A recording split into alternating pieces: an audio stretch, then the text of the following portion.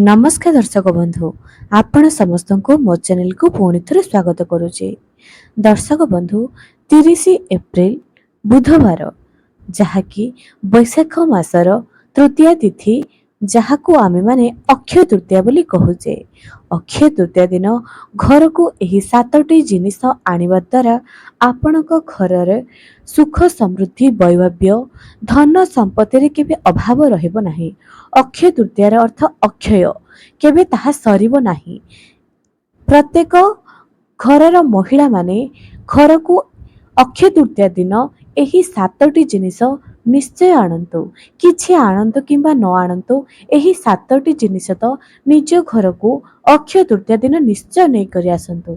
जदि आपण माने मध्य स्थिर लक्ष्मी चाहुचंती अक्षय धन संपत्ति चाहुचंती अक्षय तृतीयार पूजा आपण माने 30 एप्रिल बुधवार दिन निज घर निश्चय करंतु। जहाँ भी जिनस अक्षय तृतीया दिन किणी करी आनिबे ताहा आपण घरे निश्चय पूजा करंतु। तेबे अक्षय तृतीयार पूजार वीडियो मो चैनल रे ऑलरेडी अपलोड होई सारिछि। आपण माने थरुटी जाई करी निश्चय देखि दियंतु।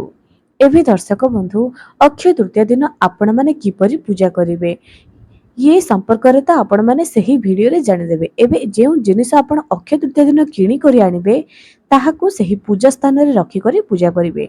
आज 7टी जिनिस आपण मानकू कहिबे जहाँकि आपण निज घर को आनिबा द्वारा आपणको घर रे उन्नति आहुरी अग्रसर होइबो। चलंतु मु आज आपण मानकू कहूची केउ 7टी जिनिस आपण माने घर को किणी करी आनिबे। ता आगुरु मो दर्शक मानकू अनुरोध करूची जे जदि आपण माने ए पर्यंत मो चैनल को सब्सक्राइब करनांती निहाती सब्सक्राइब करंतु। पाखर थिबा बेल आइकन को क्लिक करी वीडियो को गोटे लाइक टी करि दियंतु एवं कमेंट सेक्शन रे जय मां लक्ष्मी निहाती लिखंतु। एही अक्षय तृतीया दिन जदि कोनोसी भी मनीष घर को एही जिनस किणी आनी थाए ता घरे अक्षय होई रहिता धन संपत्ति एवं विशेष करी सुनार किणीबार मूल्य रही। जदि आपण माने सुना किणी पारिबे नाही केउ जिनिस किणीबे सुना न किणी पारिले जम्मा भी मन दुख करंतु नाही। केवल एही 7टी जिनिस निज घर को नै करी आसंतु। देखिबे आपनको घरर उन्नति किपरि दिन को दिन बढ़िबारे लागुचे। एबे दर्शक बंधु आपण माने प्रथम जिनिसटी कोन किणी करी आसीबे।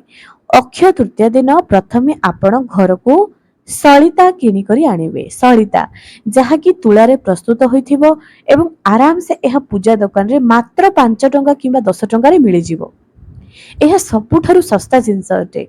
जेहेतु एही जिनिस पूजा रे व्यवहार करा जाए एही जिनिस घर को आनिबा द्वारा घरे बहुत शुभ जिनिस सब आगकू सब शुभ काम होई थाए।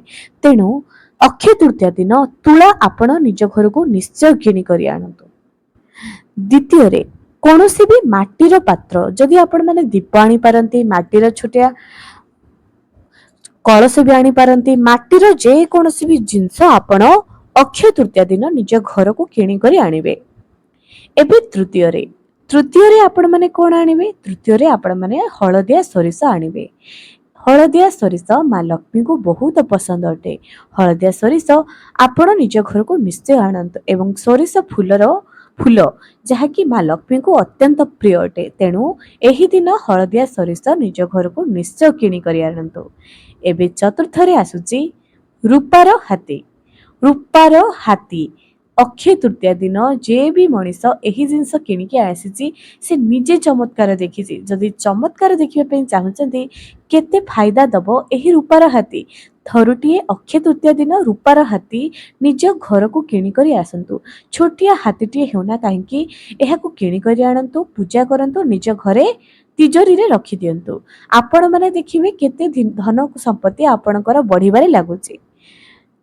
पंचम रे आसीबो आपण माने रूपार माछ जहाँकि रूपा दुकान रे आपण मानकू ऑलरेडी पाई जिवे। एही रूपार माछ निज आलमीरा रे रखिबा द्वारा आपणकर धन संपत्ति रे वृद्धि होई थाए। जदि विश्वास हेउ नाही निश्चय परीक्षा करि दियंतु। एही अक्षय तृतीया दिन किणी करी आनंतु घरे पूजा करंतु एवं तिजोरी रे रखि दियंतु। एबे दर्शक बंधु तापर जिंसटी याटे जे एक आखिया नड़िया आज्ञा आपण माने नड़िया जते बेले छड़ाइबे देखिथिबे छोट छोट कणा थिबो जहाँकि ତିନୋଟି ଦୁଇଟି ଏପରି ଥିବ ଯେଉଁଟାରେ ଏକ ଆଖ୍ୟା ଗୋଟିଏ ମାତ୍ର ଥିବ ତାହାକୁ ଆପଣମାନେ ନିଜ ଘରକୁ ନିଶ୍ଚୟ କିଣିକରି ଆଣନ୍ତୁ। ଏହା ଆପଣଙ୍କୁ ବହୁତ ଲାଭ ପ୍ରଦାନ କରିବ।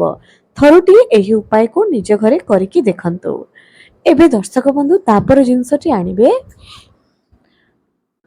ହଳଦିଆ କଉଡ଼ି। 5ଟି ହଳଦିଆ କଉଡ଼ି ଅକ୍ଷୟ ତୃତୀୟା ଦିନ ନିଜ ଘରକୁ ନିଶ୍ଚୟ କିଣିକରି ଆଣନ୍ତୁ। ଏହା ମାଙ୍କୁ ହଳଦିଆ କଉଡ଼ି ବହୁତ ପ୍ରିୟ ଅଟେ। ଆପଣମାନେ ନିଜ ଘରକୁ ଅକ୍ଷୟ ତୃତୀୟା ଦିନ ତ ନିଜ ଘରକୁ କଉଡ଼ି ତ ନିଶ୍ଚୟ କିଣିକରି ଆଣନ୍ତୁ। ତାପରେ ଆସୁଛି ଗୋମତୀ ଚକ୍ର। ହଳଦିଆ କଉଡ଼ି, ଗୋମତୀ ଚକ୍ର, କାଇଁଚ ଏସବୁ ମାଙ୍କର ବହୁତ ପ୍ରିୟ ଅଟେ। ତେଣୁ ଏହି ଦିନ କଉଡ଼ି ସହିତ ଗୋମତୀ ଚକ୍ର 5ଟି ଲେଖାଏଁ କିଣିକରି ଆଣନ୍ତୁ। ଏହା ବହୁତ ଆପଣଙ୍କର ଲାଭ ପ୍ରଦାନ କରିବ। ଏବେ ଦର୍ଶକ ବନ୍ଧୁ ତାପରେ ଆଣିବେ ମା ଲକ୍ଷ୍ମୀଙ୍କର ପିତ୍ତଳ ମୂର୍ତ୍ତି। ଯଦି ଆପଣଙ୍କ ଘରେ ଅଲରେଡି ପିତ୍ତଳ ମୂର୍ତ୍ତି ଅଛି ତାହେଲେ ଆଣନ୍ତୁ ନାହିଁ। ଯଦି ନାହିଁ, ଅକ୍ଷୟ ତୃତୀୟା ଦିନ କିଣିକରି ଆଣିବା ଦ୍ୱାରା ଘରର ଧନ ସମ୍ପତ୍ତି ସୁଖ ସମୃଦ୍ଧି ଆହୁରି ଦ୍ୱିଗୁଣ ହୋଇ ବଢ଼ିଥାଏ। ଅକ୍ଷୟ ତୃତୀୟା ଦିନ ମାଙ୍କର ମୂର୍ତ୍ତି ଘରକୁ କିଣି ଆଣିବା ଦ୍ୱାରା ବହୁତ ଶୁଭ ମନେ କରାଯାଏ। ଏହି ଅକ୍ଷୟ ତୃତୀୟା ଦିନ ଯଦି ଆପଣମାନେ ନିଜ ଘରେ ଗୋଟିଏ ତୁଳସୀ ଗଛଟି ସ୍ଥାପନ କରିବେ, ଆପଣଙ୍କର ଘରେ ସମୃଦ୍ଧି ବଢ଼ି ବଢ଼ି ଚାଲିବ। ଏହି ଦିନ ଏହି ସବୁ ଜିନିଷ ଥରୁଟିଏ ନିଜ ଘରକୁ କିଣିକରି ଆଣନ୍ତୁ। ତାପରେ ଆଣିବେ ଗୋଟା ହଳଦୀ। ଗୋଟା ହଳଦୀ, ସେ କଳା ହଳଦୀ ହଉ କିମ୍ବା ହଳଦିଆ ହଳଦୀ ହଉ, ନିଜ ଘରକୁ ଏହି ହଳଦୀ ନିଶ୍ଚୟ କିଣିକରି ଆଣନ୍ତୁ। ଆପଣଙ୍କର ଶୁଭ ଫଳ ନିଶ୍ଚୟ ପ୍ରାପ୍ତ କରିପାରିବେ। ଏବେ ଦର୍ଶକ ବନ୍ଧୁ ତାପରେ ଜିନିଷଟି ଆଣିବେ ଅକ୍ଷୟ ତୃତୀୟା ଦିନ ଆପଣ ନିଜ ଘରକୁ ମା ଲକ୍ଷ୍ମୀଙ୍କର ପାଦପଦ୍ମ ଏବଂ ଶ୍ରୀଯନ୍ତ୍ର, କୁବେର ଯନ୍ତ୍ର ଘରକୁ ସେହି ଦିନ କିଣିକରି ଆଣନ୍ତୁ। ଯଦି ଆପଣଙ୍କ ପାଖରେ ଅଛି ଠିକ୍ ଅଛି, ଯଦି ନାହିଁ ଏହି ଦିନ ଆଣି ମାଙ୍କ ପାଖରେ ପୂଜା କରି ନିଜ ଘରେ ରଖନ୍ତୁ। ଦେଖିବେ ଏହା କିପରି ଚମତ୍କାରୀ ଫାଇଦା ପ୍ରଦାନ କରିବ। ତାପରେ ଆପଣମାନେ ଆଣିବେ ଗୋଟାଏ ମାଟିର ସରାଗତ। କୁହାଯାଏ ମାଟି ଜିନିଷ ବହୁତ ଶୁଭ ଅଟେ ଏବଂ ମୁଁ ପୂର୍ବରୁ କହିଲି ମାଟିର କିଛି ଜିନିଷ ଆଣନ୍ତୁ। ଏହି ଦିନ ମାଟିର ସରାଗତ ଆଣନ୍ତୁ ଏବଂ ଏଥିରେ ଟଙ୍କା ପକାଇବା ପ୍ରାରମ୍ଭ କରନ୍ତୁ। ଆପଣମାନେ ଦେଖିବେ କିଛି ନା ଆପଣମାନଙ୍କ ଭାଗ୍ୟରେ ଯେଉଁ ସେଭିଂ ହେଉନଥିଲା, ଭାବୁଥିଲେ ଟଙ୍କାଟେ ବି ବଞ୍ଚୁନଥିଲା, ଏପରି କରିବା ଦ୍ୱାରା କେବେ ବି ଆପଣଙ୍କର ଅଭାବ ରହିବ ନାହିଁ। ଟଙ୍କାର ସ୍ରୋତ ଆପଣଙ୍କର ଦିନକୁ ଦିନ ବଢ଼ିବାରେ ଲାଗିବ। ଏହି ଉପାୟଟି ଆପଣମାନେ ଥରୁଟିଏ ନିଶ୍ଚୟ କରନ୍ତୁ। ଅକ୍ଷୟ ତୃତୀୟା ଦିନ ଆଉ ଗୋଟିଏ ଆଣିବେ ପଦ୍ମ ଫୁଲର ମଞ୍ଜି। ଏହା ବି ମାଙ୍କର ବହୁତ ପ୍ରିୟ ଅଟେ। ୟା ସହିତ ସ୍ଫଟିକ ମାଳା। ୟା ଉପରେ ବି ଏକ ଅଲଗା ଭିଡ଼ିଓ ବନାଇଛି, ଯାହାକି ଆପଣମାନେ ଅକ୍ଷୟ ତୃତୀୟାର ପୂଜାର ଭିଡ଼ିଓ ଦେଖିଦେଲେ ଜାଣିଦେବେ ଯେ ସ୍ଫଟିକ ମାଳା ଆପଣମାନେ ଅକ୍ଷୟ ତୃତୀୟା ଦିନ ପୂଜାରେ କଣ କରିବେ। ଏବେ ଦର୍ଶକ ବନ୍ଧୁ ଅକ୍ଷୟ ତୃତୀୟା ଦିନ ଯେହେତୁ ପରଶୁରାମଙ୍କର ଜୟନ୍ତୀ, ତା ସହିତ ମା ଗଙ୍ଗା ଏହି ଧରାପୃଷ୍ଠକୁ ଅବତରଣ କରିଥିଲେ, ୟା ସହିତ ଅକ୍ଷୟ ତୃତୀୟା ଦିନ ପ୍ରଥମେ ଦ୍ରୌପଦୀଙ୍କୁ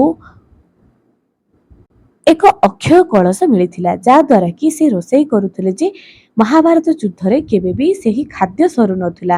ନଚେତ୍ କେବେ ଚିନ୍ତା କରିଛନ୍ତି ଏତେ ଖାଇବା କୁଆଡ଼ୁ ଆସୁଥିଲା, କିପରି ରୋଷେଇ ହେଉଥିଲା ଏତେ ଏତେ ସୈନ୍ୟଙ୍କ ପାଇଁ? ମା ଦ୍ରୌପଦୀଙ୍କୁ ଅକ୍ଷୟ ତୃତୀୟା ଦିନ ଗୋଟାଏ ଅକ୍ଷୟ ପାତ୍ର ମିଳିଥିଲା, ଯେଉଁଥିରେ କି କେବେ ବି ଖାଦ୍ୟ ସରୁନଥିଲା। ମା ଲକ୍ଷ୍ମୀ ଏବଂ ମା ଅନ୍ନପୂର୍ଣ୍ଣାଙ୍କ ଦୟରେ ସେହି କଳସଟି ମା ଦ୍ରୌପଦୀଙ୍କୁ ପ୍ରାପ୍ତ ହୋଇଥିଲା।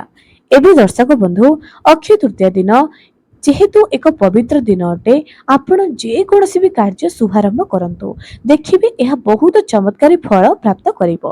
ଶୁଭାଶୁଭ ଫଳ ଆପଣମାନେ ନିଶ୍ଚୟ ପ୍ରାପ୍ତ କରିପାରିବେ। ଏବେ ଦର୍ଶକ ବନ୍ଧୁ ଅକ୍ଷୟ ତୃତୀୟା ଦିନ ଯଦି ଆପଣ ନିଜ ପାଇଁ ଶୃଙ୍ଗାର ଦ୍ରବ୍ୟ ବି ଆଣନ୍ତି, ମା ପାର୍ବତୀଙ୍କୁ ଚଢ଼ାଇ କରି ନିଜେ ଗ୍ରହଣ କରନ୍ତି, ଏହା ବି ବହୁତ ଭଲ ଅଟେ। ଅକ୍ଷୟ ତୃତୀୟା ଦିନ ଚାଉଳର କ୍ଷୀରି ପ୍ରସ୍ତୁତ କରି ମାଙ୍କୁ ଭୋଗ ଲଗାନ୍ତୁ। ଅତି ସୁନ୍ଦର ଭାବରେ ମାଙ୍କର ସାଜସଜ୍ଜା ଶୃଙ୍ଗାର କରି ଲକ୍ଷ୍ମୀ ନାରାୟଣଙ୍କର ପୂଜା କରନ୍ତୁ। କୁହାଯାଏ ଲକ୍ଷ୍ମୀଙ୍କ ସାଙ୍ଗରେ ନାରାୟଣ ଯେତେବେଳେ ରହିବେ, ସେହି ଘରେ କେବେ ବି ଅଭାବ ରହିବ ନାହିଁ। କୁଆଡ଼ୁ ନା କୁଆଡ଼ୁ ସାହାଯ୍ୟ ନିଶ୍ଚୟ ସେହି ବ୍ୟକ୍ତିଙ୍କୁ ମିଳିବ। ଆଜି ପାଇଁ ରହିଲି, ପୁଣି ଦେଖାହେବ ଆଗାମୀ ଏକ ସୁନ୍ଦର ଭିଡ଼ିଓରେ।